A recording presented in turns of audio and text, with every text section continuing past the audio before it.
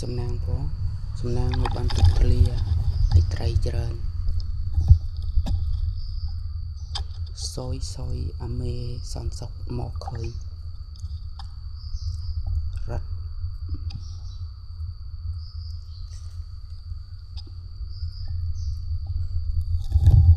ពិបាកដែរអញ្ចឹង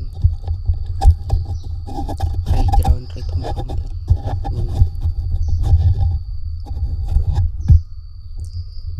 តែមិនបានថតបានយូរមេសនសុកដេញ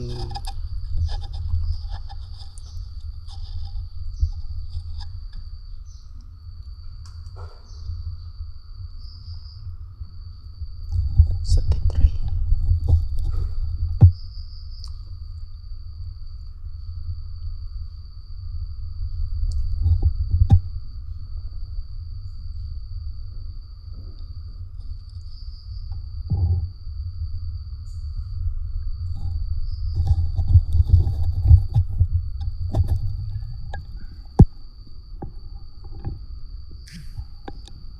អត់មកខ្លួន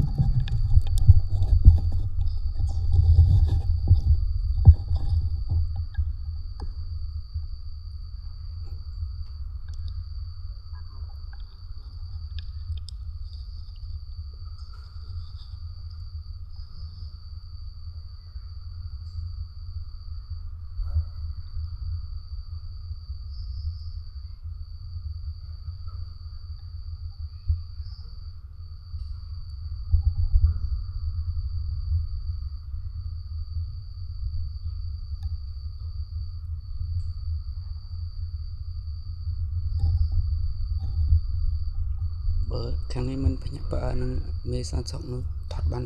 ត្រីធំ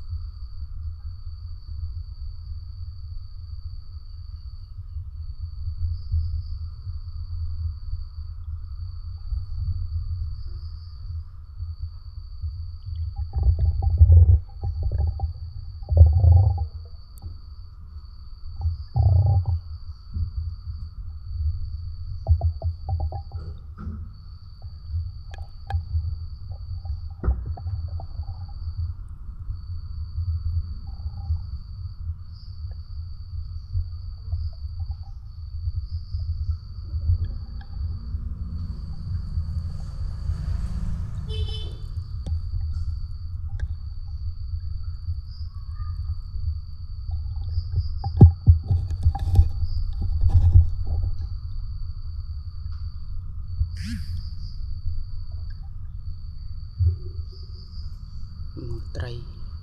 សម្បូរ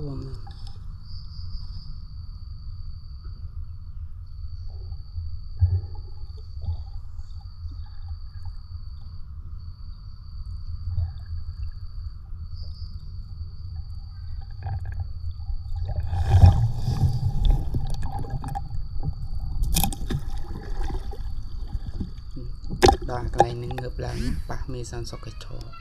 ចាប់ដើមរត់នេះដោយសារនៅពីចម្ងាយតែនៅចិត្តប្រហែលវាចាប់បានហើយដើមរត់មកវឌ្ឍនីយ៉ាងនេះលោកអើយលើមកទៅឆក់ប្លន់គេអត់វីដេអូមានតែប៉ុណ្្នឹងឯងពុកម៉ែបងប្អូនសូមជម្រាបលា